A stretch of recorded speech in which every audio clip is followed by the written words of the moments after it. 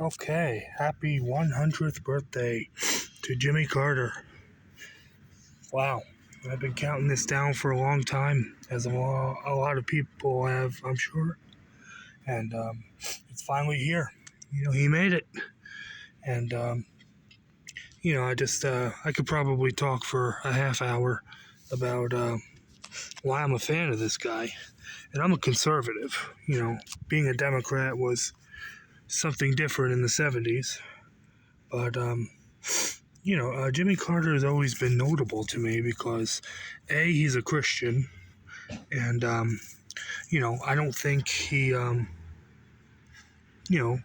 has ever done anything unchristian, like cheating on his wife or, like certain Democrats in the 90s in the White House.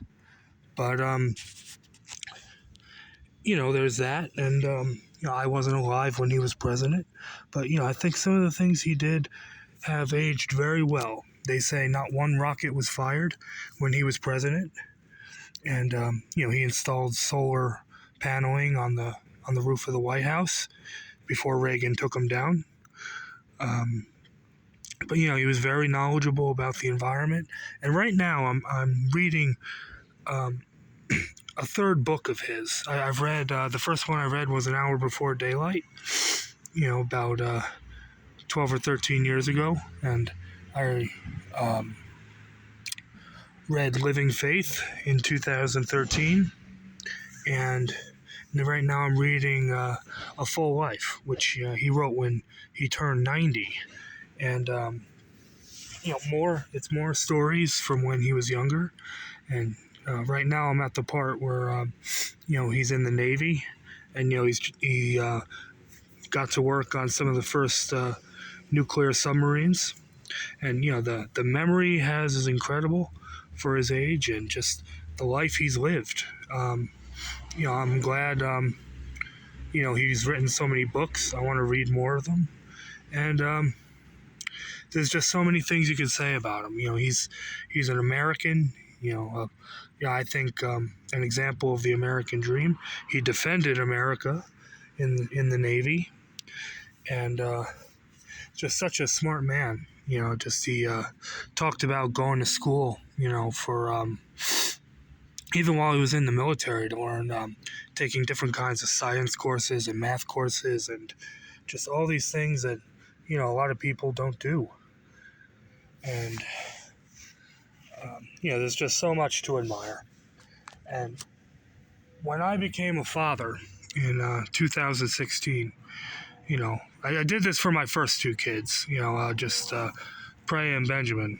Just when they were born, I sent an email to the Carter Center. I asked if Jimmy Carter would write them letters welcoming them to this world. And, I got the idea from a story I read about Thomas Jefferson. There was an infant, or there's an article on Wikipedia about all his correspondence, his known correspondence. And, he wrote a letter to an infant named Thomas Jefferson Smith, when the father wrote to Jefferson and, asked him to give his son advice. And, he actually wrote back. And so I got the idea from that. And I received 2 letters from the Carter Center. I doubt that they were from Jimmy Carter himself. But, I'm thankful to the Carter Center for doing that. And I just thought that was a cool thing to do. And I'm glad I did it. And I'm glad I can show those to Prey and Benjamin someday. And I guess lastly, I really respect him for all the humanitarian work he's done. He had the courage to meet Kim Il-sung in the early 90s, in North Korea. He went there as, for some diplomatic thing. And in my time, back when, Otto Warmbier was being held by North Korea. And, we didn't know it at the time. He was already brain dead and on life support. But, Jimmy Carter, he was 92 in that year, I think that happened, 92 or 93.